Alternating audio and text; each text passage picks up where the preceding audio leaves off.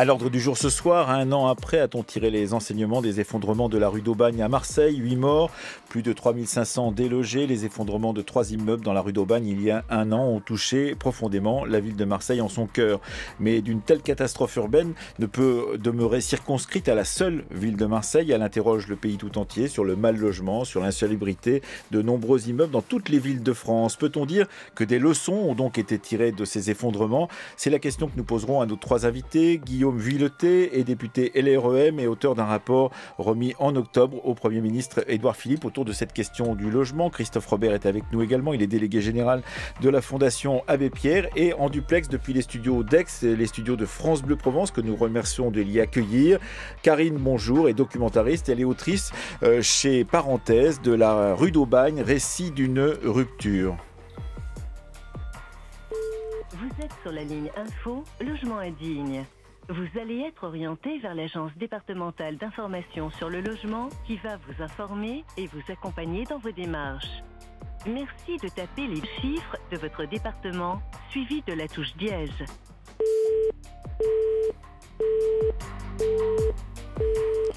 Voilà une ligne info logement indigne avec une voix évidemment un peu synthétique qui pourrait apparaître comme étant une voix de répondeur téléphonique ou une voix qui nous conduit vers des voyages lointains. Mais là, c'est bien plus difficile évidemment.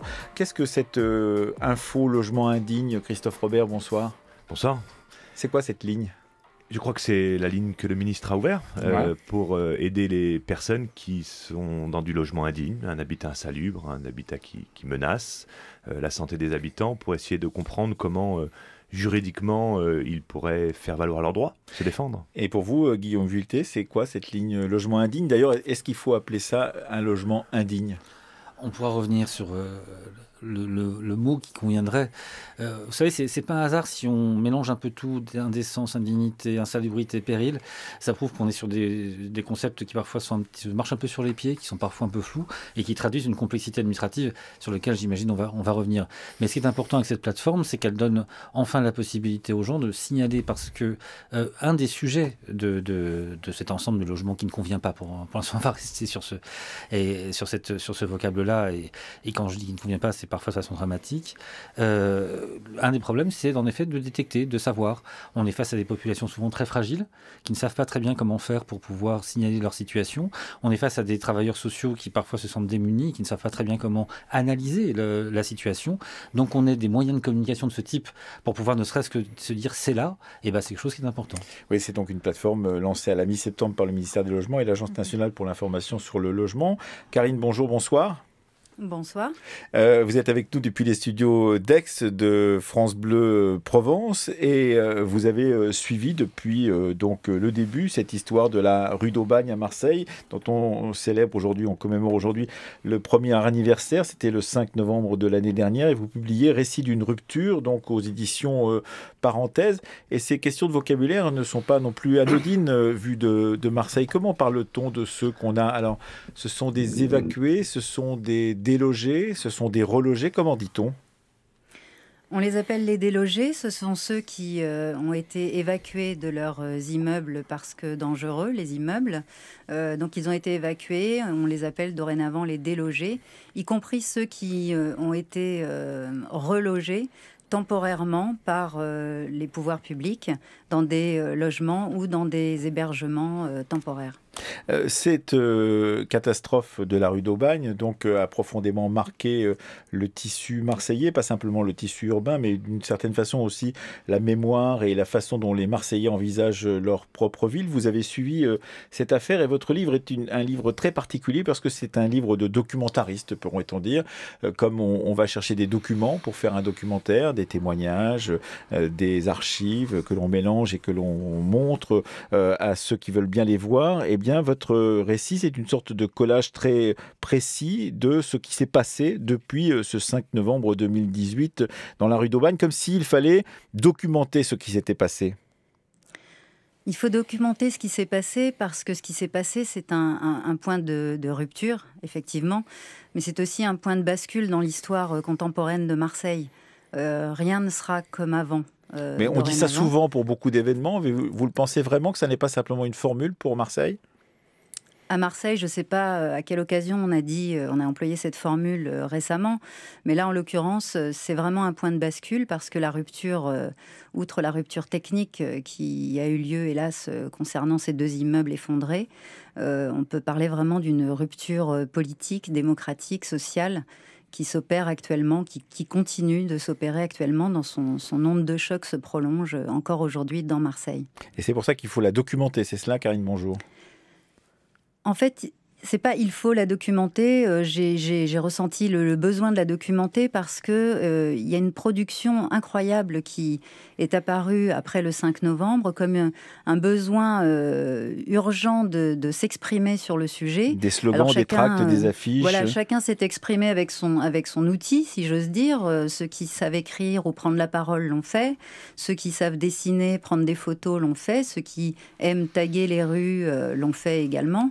Et ça a été un foisonnement incroyable de productions spontanées qui ont surgi dans l'espace public. Ça m'a à la fois époustouflée et j'ai trouvé ça la plupart du temps assez beau, pertinent, parfois même drôle. Voilà, et j'ai voulu les conserver parce que j'avais jamais vu ça en fait, ni dans Marseille ni ailleurs d'ailleurs, une production aussi foisonnante spontanément. Oui, mais par exemple, effectivement, la photo de Jean-Claude Gaudin, le maire de Marseille, avec cette expression finie, partie sur la photo. Et on comprend, quand on connaît Marseille, et en particulier la question des éboueurs de la ville de Marseille, qu'il s'agit effectivement de lui donner son congé. Christophe Robert, qu'est-ce que vous pensez de cette catastrophe de la rue d'Aubagne comme étant emblématique ou pas de ce qui se passe dans le domaine du mal logement en France? Oui, c'est pour ça que je pense que ça ne sera jamais comme avant, et j'espère que ça ne sera jamais comme avant. Parce que, si vous voulez, on est face à une situation qui était connue. Un rapport d'un inspecteur général, Christian Nicole, avait pointé 40 000 logements au sein même de la ville de Marseille qui posent problème. Qui posent problème au titre de l'insalubrité, au titre de l'indignité du logement, l'indécence, etc.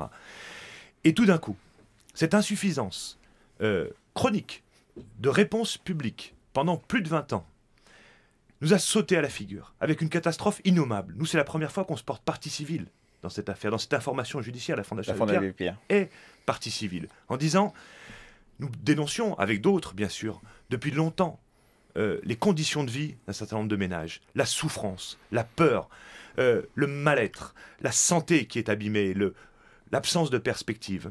Et puis tout d'un coup, avec cette catastrophe qui fait 8 morts, on découvre à la face du monde, en fait, une réalité extrêmement violente. Et effectivement, l'habitat indigne à Marseille est un des révélateurs de la crise du logement. Un des révélateurs durs, violents, crus. Et qu'est-ce que ça dit? Mais ça dit que, faute d'autres solutions, des personnes, pour rester dans Marseille, se sont rabattues vers des logements de mauvaise qualité, parfois dangereux pour la santé, à des prix très élevés. Considérons bien que vous allez sur n'importe quel territoire où vous avez du logement social en nombre suffisant, où la maîtrise des prix s'est faite au fil des années, avec la maîtrise foncière, etc. Personne n'ira s'engouffrer dans un logement de ce type-là. Donc, c'est bien un symptôme de la crise du logement, et qui est le reflet d'une défaillance de politique publique très importante. Et c'est sur ce point, justement, que vous avez été missionné, en l'occurrence, Guillaume Vuilletet, pour pouvoir rendre un rapport que vous avez remis le mois dernier donc, au Premier ministre, sur ces conditions, justement, d'indignité et sur cette difficulté à se loger dignement dans notre pays et dans des villes comme Marseille, mais bien ailleurs également. Comment avez-vous été saisi de cette question et comment l'avez-vous prise en tant que rapporteur ? Alors il y a parfois les événements rejoignent dramatiquement la réalité et la prise de conscience, entre autres de Julien de Normandie par rapport à ça est ancienne. Lors de l'examen du projet de loi Elan, il y avait déjà eu des dispositions très fortes qui avaient été votées de façon assez consensuelle d'ailleurs, reconnaissons-le. J'avais beaucoup travaillé avec quelqu'un comme Stéphane Peu, par exemple mon collègue du groupe communiste. On a quelques désaccords sur bien des sujets, mais là on a travaillé quand même sur des thèmes communs, avec des mesures très proches. Moi sur la confiscation des biens des marchands de sommeil et lui entre autres sur les achats les achats par adjudication. Bref, on a des choses où on a travaillé en commun parce qu'on était bien conscient qu'il y avait une réalité qui était... On avait mis la poussière sous le tapis pendant des années. Pourquoi a-t-on mis la poussière sous le tapis pendant autant d'années ? Alors, c'est pas une nuance par rapport à ce qui a été dit juste avant, parce que c'est plus un complément.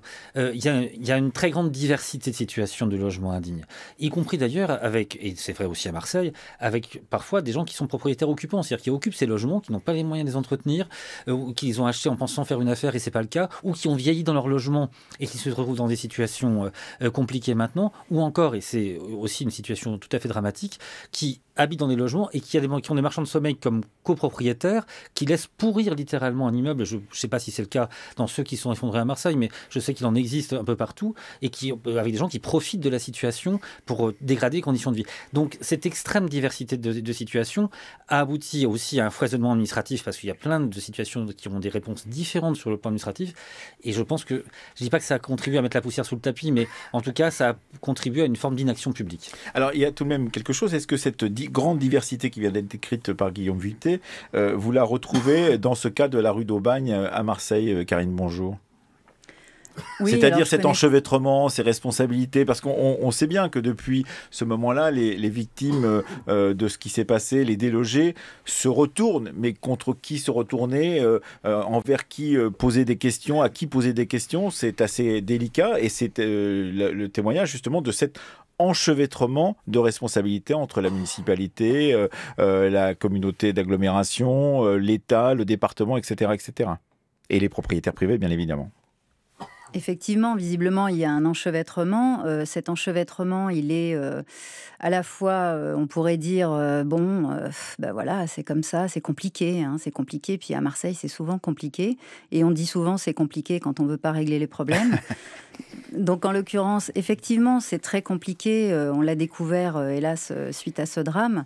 Maintenant, c'est pas parce que c'est compliqué qu'il faut rien faire. C'est pas parce que c'est compliqué qu'il ne faut pas entendre les alertes, parce qu'il faut bien dire que la Fondation Abbé Pierre, effectivement, a depuis longtemps tiré quelques sonnettes.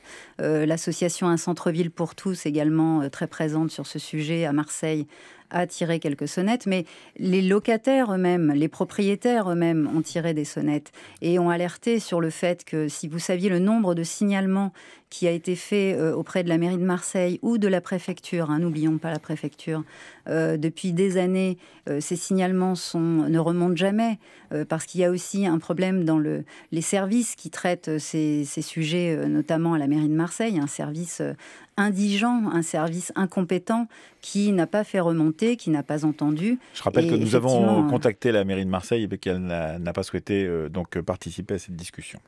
Non, la mairie de Marseille est sourde et muette depuis 1 an sur ce sujet, hormis pour rappeler qu'elle a fait tout ce qu'il fallait depuis toujours, comme on peut le constater. Donc, en l'occurrence, effectivement, il y a un problème d'enchevêtrement. C'est ce qui peut faire peur, et c'est ce que d'ailleurs a brandi la mairie de Marseille comme première excuse dès le départ, à savoir, c'est très compliqué, juridiquement c'est très compliqué, et puis ça c'est pas nous, c'est l'État, et puis ça c'est pas nous, c'est la métropole. Voilà, donc oui, bien sûr, c'est compliqué. À partir de là, on peut essayer de simplifier. J'espère qu'effectivement tout sera plus fluide grâce au rapport de Monsieur Vuilletet et aux décisions de Monsieur de Normandie, espérons-le.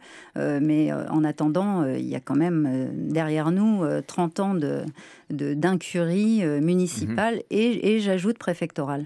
Alors, cette complexité qu'on vient de décrire, Christophe Robert, elle peut aussi ne pas avoir que des inconvénients. En tant que président de la Fondation Abbé Pierre, vous pensez que, et on va en discuter avec Guillaume Vuilletet qui est en face de vous dans ce studio et qui a rendu ce rapport au Premier ministre sur ce logement indigne ou ce logement insalubre, en l'occurrence, vous pouvez peut-être penser qu'il y a aussi volonté de protection ou capacité de protection par cet enchevêtrement ou cet ajout, ce millefeuille de décisions qui se sont accumulées au fur et à mesure des décennies. Oui, plusieurs choses peut-être par rapport à là où nous en sommes de l'échange. Mettre en place un numéro lutte contre l'habitat indigne. Prendre des mesures législatives pour pénaliser les marchands de sommeil. Nous on dit très bien. Mais il faut des capacités d'action pour le signalement comme pour le suivi social, juridique, comme pour aller jusqu'au bout de la procédure pour accompagner les ménages qui sont concernés par ces dispositifs. Qu'est-ce que vous appelez des capacités d'action? Vous savez, il ne suffit pas de faire une loi pour que les signalements arrivent en justice. Il faut qu'il y ait des gens qui accompagnent. Nous, on le fait, on finance des permanences, on a des permanences d'accès juridique au droit au logement. Ça prend du temps. Quand on découvre une situation, on va faire des visites sur site, on va prendre du temps avec la personne en lui disant « mais vous savez, là, c'est pas normal de vivre dans ces conditions et vous avez des droits et on va essayer de vous les faire valoir. Oui, mais je vais perdre mon logement. » Bref, ça se fait pas juste avec un coup de téléphone, quand bien même un conseil juridique téléphonique peut être intéressant, je ne nie pas l'effort. Oui, d'ailleurs, le 0806 706 806, c'est donc ce numéro de Info Logement Indigne. Et on trouve derrière un conseiller qui répond aux questions qu'on lui pose. Si on n'a pas des forces vives qui accompagnent les ménages pour faire valoir leurs droits ou pour connaître leurs droits, on ne va pas changer la donne. Ça, c'est quelque chose d'important. Ensuite, sur la question de la complexité. Mais Karine Bonjour l'a dit. Oui, sans doute, il faut que nous simplifions. Il faut que nous donnions de la lisibilité à cette politique de lutte contre l'habitat indigne. Et il y a des choses très intéressantes dans votre rapport, monsieur le député, que nous partageons. Mais effectivement, il faut, et je crois que vous l'avez dit aussi, que nous mesurions l'impact juridique, les conséquences juridiques des propositions que vous faites. C'est-à-dire que, effectivement, l'insalubrité, c'est pas la même chose que le péril. Il va falloir aussi continuer à travailler avec la justice, donc on va pouvoir peut-être unifier les polices, mais il va falloir amener les dossiers à la justice à un moment ou à un autre. Se préoccuper du droit des occupants, c'est-à-dire qu'on peut se préoccuper de l'état du bâti, qui est une des propositions sur l'habitabilité que vous faites dans ce rapport, en faisant évoluer les notions. Mais il faut aussi s'interroger sur l'entrée par les personnes elles-mêmes. Et c'est ce que l'on fait sur l'insalubrité, sur les questions de santé, par exemple. On peut aussi ajouter le fait que, vous avez dit, il y a des propriétaires occupants en difficulté. Il faut aussi qu'ils soient concernés par ces nouvelles dispositions. Et qui dit simplification ne dit pas qu'il n'y aura pas nécessité d'avoir une vraie volonté politique pour autant, parce qu'on peut déjà agir avec les outils d'aujourd'hui. Peut-être avec des outils plus simples, ça facilitera, mais ce n'est pas la seule condition. Alors voilà, votre rapport, donc Guillaume Vuilletet, propose justement d'en finir avec une sorte d'enchevêtrement dont on a parlé, de responsabilité autour de ces questions d'habitat indigne, et peut-être même autour du terme lui-même. Est-ce qu'on parle d'indécent, d'insalubre, d'indigne, d'impropre? Et vous dites, en fait, il faudrait partir d'un autre point de vue, la capacité d'habiter ces lieux, et donc l'habitabilité de ces lieux, en faisant un classement de 1 à 5 et en réfléchissant à ce qu'il est possible de supprimer comme logement parce qu'ils ne sont plus habitables. D'ores et déjà, il y a parfois, y compris dans les procédures actuelles, le fait qu'on considère que des locaux ne sont plus aptes à recevoir des logements. Vous faites ce que vous voulez dans une cave est une cave et ça ne peut pas accueillir des gens, voilà, par exemple. Un garage est un garage, ça ne peut pas accueillir des gens. Alors, on sait malheureusement que des caves accueillent des gens et on sait que des logements qui sont en dessous du seuil d'habitabilité, justement, sont habités néanmoins par des gens. Oui, mais par exemple, il y a dans certaines réglementations, vous allez avoir 14 mètres carrés pour définir la taille minimale d'un logement. Et parfois, je ne sais plus, je crois que c'est 21 mètres cubes je ne sais plus en cubage. Dans d'autres endroits, ça va être sur 9 mètres carrés. Il y a déjà des sortes d'incohérences à simplifier par rapport à ça. Christophe Reber a raison, il n'y a aucun règlement qui remplace une volonté politique et qui remplace le fait qu'il y ait une action sur le terrain. D'ailleurs, on parlait des propriétaires occupants et même parfois de certains propriétaires bailleurs. Moi, j'ai interrogé des associations qui sont proches des personnes qui habitent dans ces logements et qui disent parfois il suffit de signaler les aides aux propriétaires occupants, aux propriétaires bailleurs pour que ça permette de résoudre le problème. Donc, on a déjà des choses simples à faire et il y a une volonté politique à mettre en œuvre. Mais pour autant, moi, ce que je remarque, c'est qu'il y a des acteurs publics, des travailleurs sociaux, des médecins, des gens qui vont sur place, parfois même des syndics, parce qu'il y a aussi des acteurs privés du logement qui ne sont pas tous de mauvaise foi et qui ne savent pas par où prendre le sujet. Et le fait de tout résumer, et de résumer en particulier, et c'est là où je pense qu'il faut unifier les choses, quand on parle de sécurité d'un bâtiment, quand on parle de la santé de ceux qui l'occupent, on parle quand même un petit peu de la même chose. À un moment donné, je ne connais pas de logement qui soit totalement insalubre, donc la santé qui soit en jeu, alors que le bâtiment va être au top niveau. Alors peut-être dans quelques cas où avec le syndrome de Diogène, il y a des personnes qui ont des syndromes. Mais enfin, en réalité, je pense que tout ça, c'est le même problème, c'est est-ce qu'un logement peut accueillir des gens ou pas? Mais par exemple, si vous prenez le cas de la rue d'Aubagne, vous dites, par exemple, il aurait fallu s'intéresser à la question de l'intercommunalité. Mais voilà un endroit, Marseille, qui est dans une intercommunalité, donc qui appartient donc à un secteur plus large. Pourquoi cela aurait été mieux avec une intercommunalité qui gérerait ces questions de logement insalubre ou indigne qu'avec une mairie comme la mairie de Marseille? Alors, le cas de Marseille est peut-être un peu à part. Un mot quand même pour dire que l'État a quand même mis le paquet, et Julien de Normandie a quand même beaucoup mouillé la chemise. Le ministre de la Ville et du Logement. Sur la question. Aujourd'hui, il y a encore, et c'est beaucoup trop, 400 personnes, je crois, qui sont dans des conditions d'hébergement très précaires. Mais il y a beaucoup d'efforts qui ont été faits et on a sollicité qui on pouvait. Il y a un problème là-dessus. Et pour revenir à votre question, à Marseille, il y a ce qu'on appelle un SCHS, ça fait partie des acronymes que j'ai du mal à maîtriser. C'est un service communal qui est consacré à l'hygiène et à la sécurité. Ça fait pas si longtemps que ça que c'est au niveau intercommunal qu'on se pose la question. Et c'est vrai que dans les difficultés, il y a non seulement la profusion de ce qu'on appelle les polices administratives qui gèrent le problème, mais aussi le fait que beaucoup de gens, beaucoup d'autorités très différentes interviennent. L'ARS, donc l'État, parfois le préfet, parfois le maire, parfois la commune, et dans quelques cas l'intercommunalité. Moi, je pense qu'il est nécessaire qu'il y ait un chef de file, pas forcément le même partout d'ailleurs, parce que selon les territoires, si on a un territoire rural, on n'a pas forcément les moyens de faire les choses. Parfois, ce sera l'intercommunalité et parfois le département. Karine, bonjour. Puisqu'on est sur le cas de Marseille, qu'est-ce qu'on peut dire de cette proposition de Guillaume Vuilletet ? Écoutez, ça me dépasse, je vous le dis carrément, ça me dépasse. Je ne sais pas en quoi ça peut régler la question, mais très certainement les experts jugeront que c'est une bonne solution. N'oublions pas que derrière tout ça, en fait, il y a des vies. Tout à l'heure, on parlait des 8 vies prises par cet effondrement, par finalement le résultat d'une politique. Les 3500 personnes qui vivent actuellement en dehors de chez elles. Délogées, donc.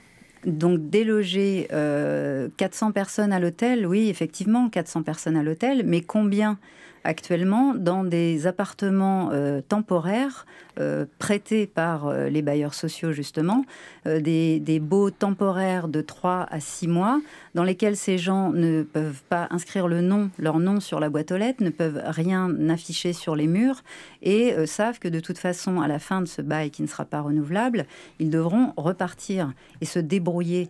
Donc on n'est pas à 400 personnes qui sont à la rue, là. On est à 3500 personnes évacuées. Donc quelques-uns ont pu retourner chez eux, et ceux-là ont été contraints de le faire, alors que, comme on le disait tout à l'heure, le bâti éventuellement avait été consolidé, n'était plus périlleux, mais les appartements eux-mêmes étaient toujours délabrés, avec des plafonds tombés sur des cabines de douche, avec des rats et des cafards qui étaient arrivés entre-temps pour se régaler de tout ce qu'avaient dû laisser en urgence les gens qui étaient partis. Donc j'aimerais qu'on continue de dire qu'il y a environ 3000 personnes qui ne sont toujours pas chez elles. Et d'ailleurs, cette colère que l'on sent en vous écoutant, eh bien, c'est la colère qu'on a entendue depuis maintenant 1 an du côté de Marseille.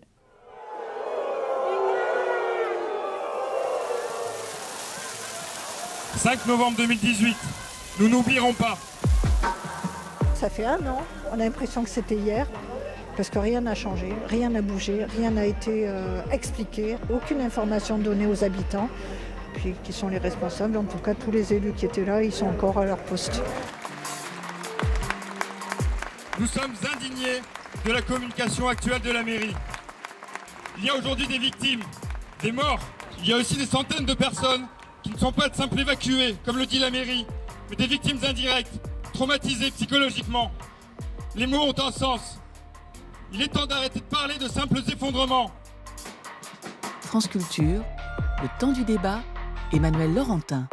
Un temps du débat consacré 1 an après aux enseignements à tirer des effondrements de la rue d'Aubagne. On vient d'écouter des extraits de reportages, des ambiances qui ont été recueillis à la fois par le collectif Copie Carbone que nous saluons, du film Situation, la pleine rue d'Aubagne, mais également par Olivier Martoc, le correspondant de Radio France à Marseille. Christophe Robert.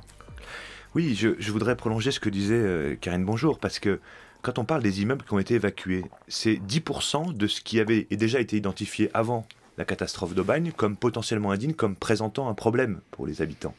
Donc le problème est beaucoup plus massif que ce que nous avons déjà vu à travers ces délogés. Ensuite, constatez aussi que nous sommes nus en termes de réponse politique en matière de logement pour régler cette situation. Pourquoi ? C'est-à-dire quand la situation est aussi massive, vous voulez dire il n'y a pas de solution immédiate. C'est même pire que ça. Ça crée de la concurrence. Parce que pour ces délogés, il faut bien apporter une réponse. Alors on va prendre les hôtels, on va prendre les hébergements d'urgence, on va solliciter tout. C'est normal, c'est le temps de l'urgence, toutes les solutions possibles. Et pendant ce temps-là, il y avait les personnes sans domicile à qui on ne pouvait plus proposer un hôtel. Ça montre à quel point il y a une insuffisance de réponse en matière de logement, la tension qu'il y a sur les réponses sociales en matière de logement. Et c'est là où nous disons aussi au gouvernement, oui, il y a une vraie volonté, en tout cas il y a eu des démarches, il y a eu des choses qui ont été faites, nous ne sommes pas là pour dire rien ne se fait dans ce monde. Mais les choix qui ont été faits récents du gouvernement sur la question, par exemple, en 2020, on va couper 3,8 milliards d'euros sur les APL et le logement social.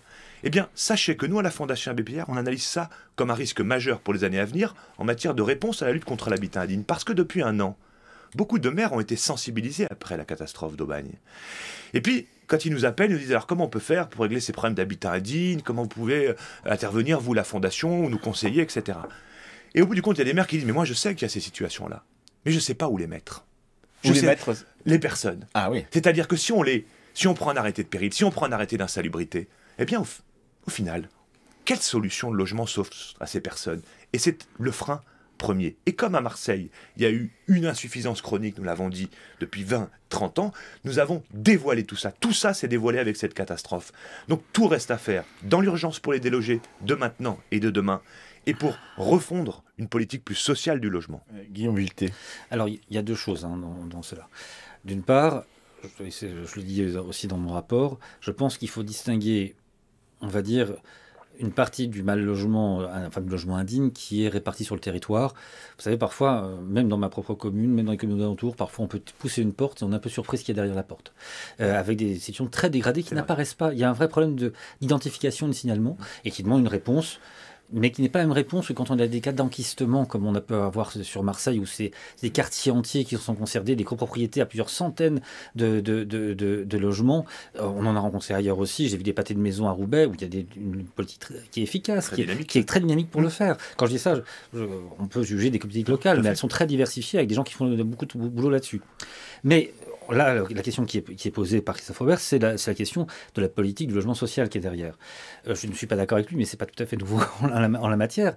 Moi, je pense que on en construit quand même beaucoup. On en construit beaucoup, et nous avons beaucoup moins de ce qu'on devrait construire tout de même. On a pour pouvoir rattraper ce retard. Il y a des situations très diversifiées parce qu'entre les zones dites tendues où on a une pénurie chronique du logement social et les zones qui le sont moins, c'est pas tout à fait les mêmes problématiques néanmoins.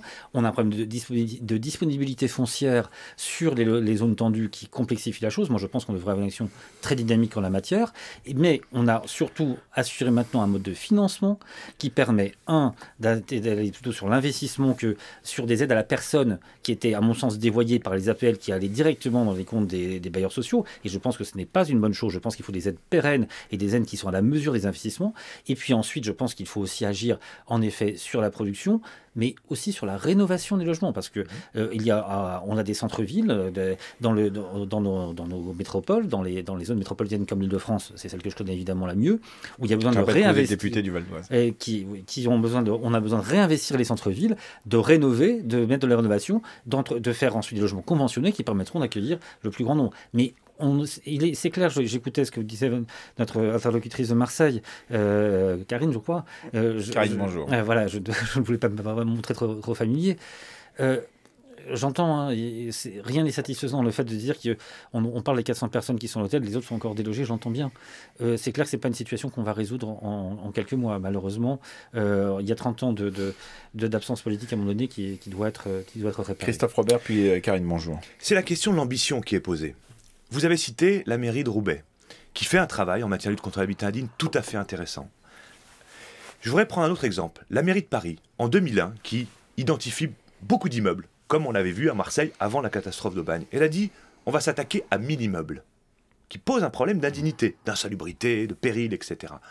Et donc, en 10 ans, ces 1000 immeubles ont été rachetés, avec des politiques foncières, avec de la préemption, pour certains transformés en logements sociaux, donc une stratégie de diversification sociale, finalement. Un coût très élevé tout de même. Un coût très élevé. Parce que quand on est dans une capitale comme Paris, c'est très, très, très cher. C'est là où j'allais en venir. C'est-à-dire qu'il faut impérativement, que ce soit l'État, les collectivités locales, et j'ai envie de dire les deux, se mobilisent financièrement sur cette lutte contre l'habitat indigne. Sans quoi, vous pourrez modifier, simplifier, améliorer, et il faut le faire, je ne nie pas ce travail, mais vous n'aurez pas la capacité d'agir.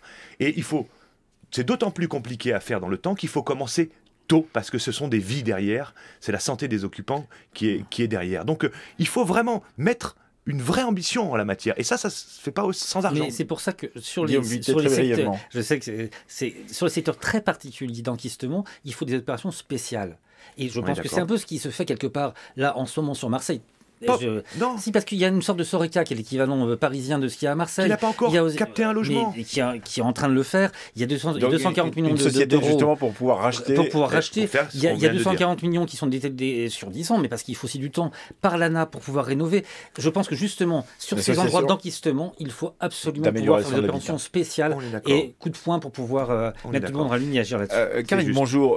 Tout de même, il y a eu une réaction très forte, on l'a dit depuis maintenant 1 an à Marseille autour de cette question de l'habitat indigne, et cela a profondément bouleversé même le tissu social, le tissu culturel, le tissu politique marseillais, parce qu'on s'approche évidemment des élections municipales, mais on peut dire que les collectifs de citoyens que l'on attend sur d'autres sujets et qu'on entend généralement sur des questions comme le réchauffement climatique, ces collectifs de citoyens se sont créés, développés depuis 1 an autour de cette question.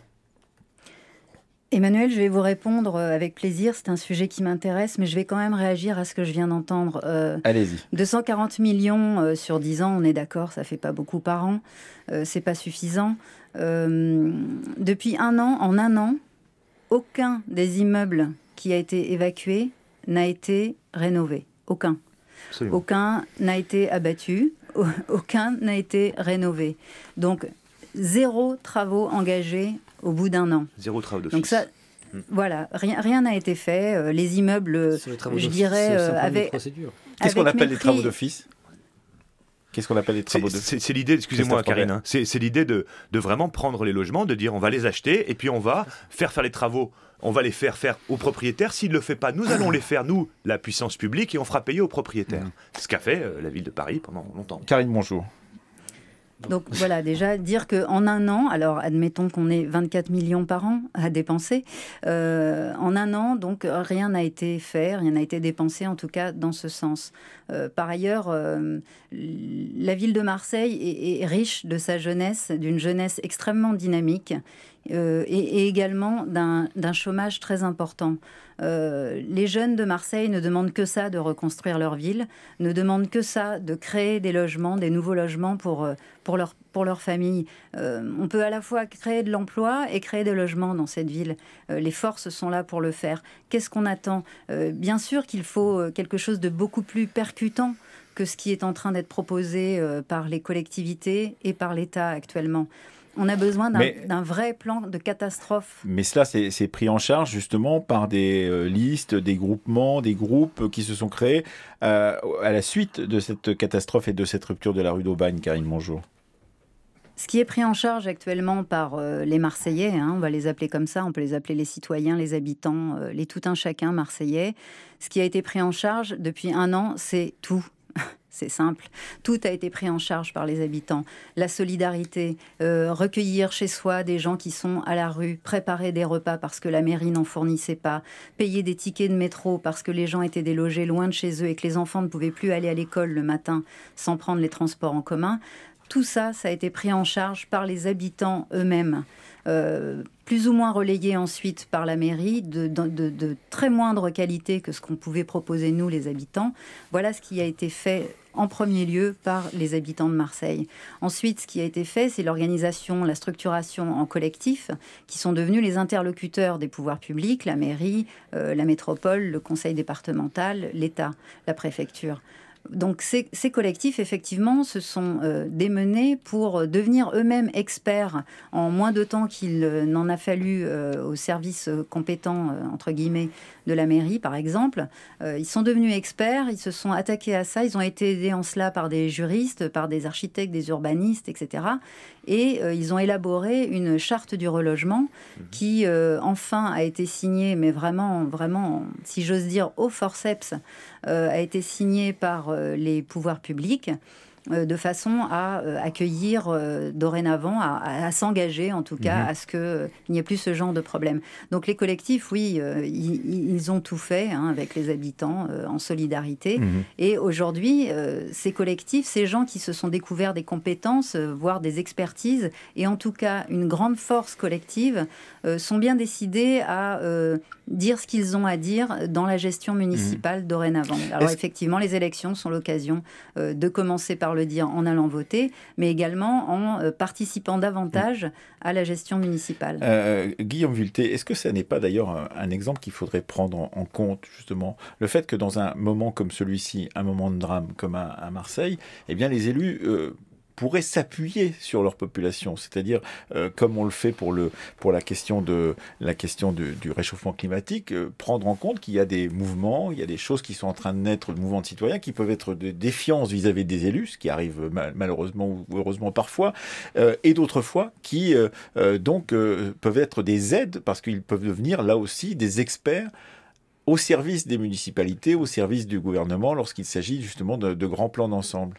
En l'espèce, tout ce qui peut permettre la participation des citoyens est le bienvenu. J'en reviens à ce que je disais tout à l'heure. Je voudrais faire un petit insiste sur les travaux d'office juste après. Mais ce que j'ai dit tout à l'heure, un des sujets, alors pas là évidemment avec un drame pareil, tout se révèle malheureusement de cette façon-là, mais un des sujets c'est de retrouver, de connaître où sont les logements indignes.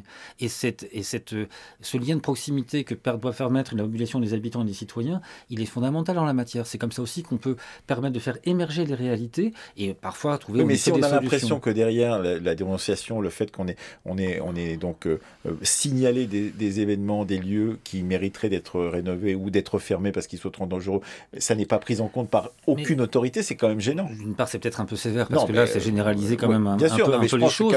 Mais je voudrais quand même revenir. L'exemple des travaux d'office, c'est une bonne chose quand même. Parce que dans les travaux d'office, c'est qu'il y a une décision à un moment donné où on veut imposer des travaux à un propriétaire parce que le logement le mérite ou des parties communes et qu'il ne va pas les faire. Et donc, dans ce cas-là, en effet, la collectivité locale se substitue au propriétaire. Tout ça, c'est une procédure qui est extrêmement longue. Et la mairie de Paris, avec les 1000 immeubles, a fait des choses de très bien en la matière. Il ne s'agit pas de contester ça. Mais en combien de temps ?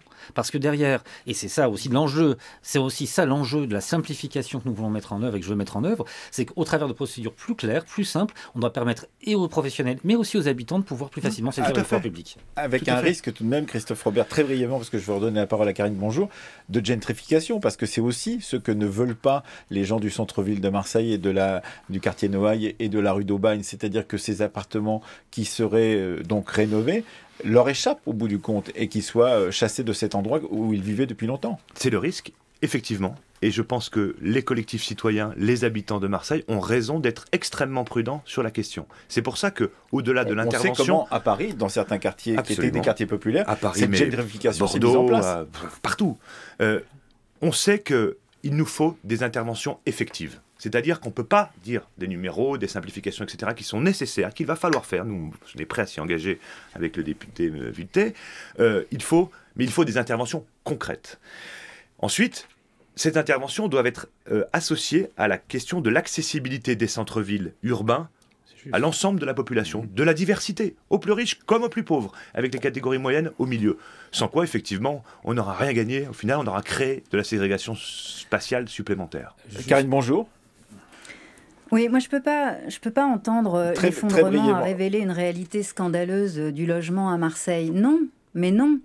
Ça fait des années, ça fait vraiment des décennies même, que des associations, que la presse locale, que le rapport Nicole dont vous avez parlé tout à l'heure, que la Fondation Abbé Pierre, que les habitants eux-mêmes dénoncent les conditions de leur logement. Ne laissons pas dire qu'on vient de découvrir et qu'il aura fallu 8 morts. Ce serait parfaitement malhonnête. Là-dessus, je suis d'accord avec Guillaume Vuilletet, très brièvement, juste pour dire que sur la gentrification, ça c'est un des engagements forts de Julien Denormandie de dire l'objectif, et on apportera la garantie pour qu'il n'y ait pas de modification de population dans ce qui sera reconstruit à Marseille. Merci à tous les trois, en tous les cas, d'avoir discuté. Vous, Karine, bonjour, depuis les studios de Aix, de France Bleu Provence, qui vous ont accueillis, nous les en remercions. Vous êtes auteur de Récits d'une rupture, rue d'Aubagne, aux éditions Parenthèse. Guillaume Vuilletet, donc, qui est député LREM et auteur d'un rapport remis en octobre au Premier ministre Édouard Philippe, et Christophe Robert, délégué général de la Fondation Abbé Pierre. C'était le temps du débat. Chloé Cambrelin, Rémi Baille, Fanny Richer, Hugo Boursier, Louise André à la technique, Olivier Arnay à la vidéo, Swad Boucorsin à la réalisation, Anna Bui.